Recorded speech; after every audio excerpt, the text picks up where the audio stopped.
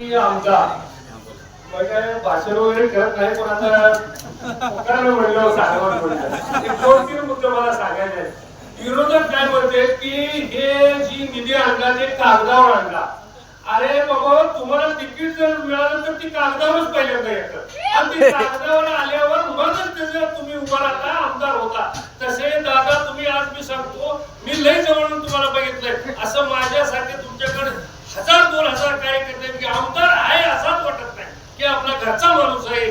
तुम्ही रात्री 11ला फोन करा, 12ला करा, त्याचा माघारी निरोप घ्या. आम्ही जरी झोपलो असलो तर दादा मला बरेच वेळा झोपीत फोन केला, मी लाजायचो. दादा मला आमला झोपलाय का? नाही नाही, जागा नाही मी झोपीत देखील उठून दादाला सांगायचो. तर इथून पुढं तुम्हाला जर दादा आमदार तर झालेतच, मंत्री होणार आहेत. आणि दुसरी एक गोष्ट सांगतो, एकावर एक फ्री. एक आमदार आणि एक मंत्री झाल्यावर दुसरा एक आपल्या तालुक्याला आमदार मिळणार आहे, तो म्हणजे परिचारक आहे नावा. हे पण तुम्ही लक्षात ठेवा. आणि कुणाचं तर ऐकून आता प्रकाश अप्पा सारखी माणसं, अजित अप्पा सारखी माणसं, वाळदेकर साहेबांसारखी माणसं ही आमच्या सगळ्यात त्यांनी विचार केला, बाबा ही पंढरपूरचा आमदार आपल्याला बरा का मंगळवेढ्याला बरा. ह्या सगळ्यांना वाटलं आपल्या मंगळवेढ्याला आमदार बरा.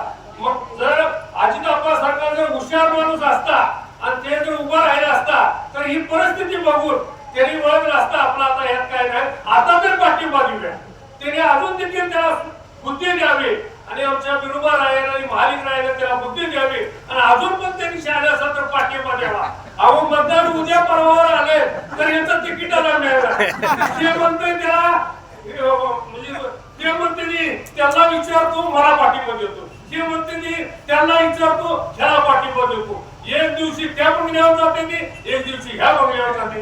म्हणजे ह्याचा तिकटाच अजून मिळालाय. उद्या निवडणूक आले, तुम्ही कुणाचं काय ऐकू नका.